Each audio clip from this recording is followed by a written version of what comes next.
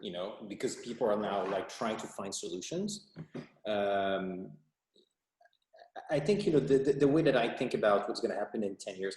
So 10 years ago, what I was trying to advocate for was privacy by design, right? Meaning that you have to bake privacy into the way you build your product.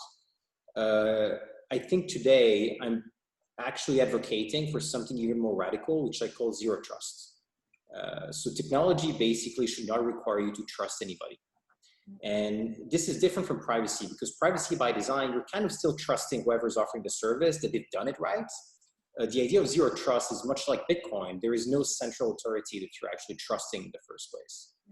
And when it comes to, you know, internet services, it could be something like, you know, having the browser manage your encryption key so that everything becomes end-to-end encrypted.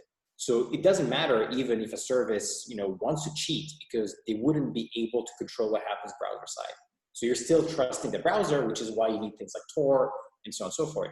So I think, you know, when you get into this kind of like zero trust internet mindset, you find that it's the intersection of, you know, encryption, it's the intersection of encryption, blockchain,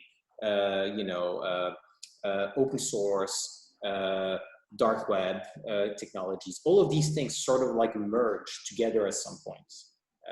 And I'm pretty confident, if not in a decade, within 20 years, this will become pretty normal.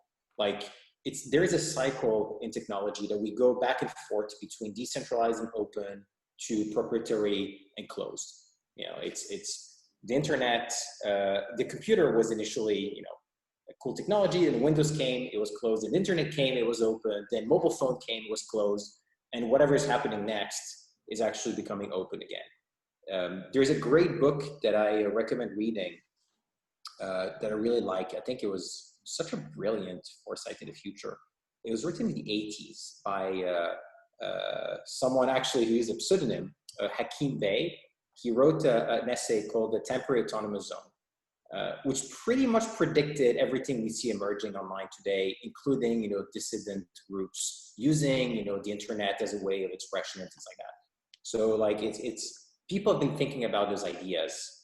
The technology wasn't ready, adoption wasn't ready, but there is definitely like an inflection point in the curve, which if we don't artificially stop, should lead us to what I believe is going to be the real vision of the internet.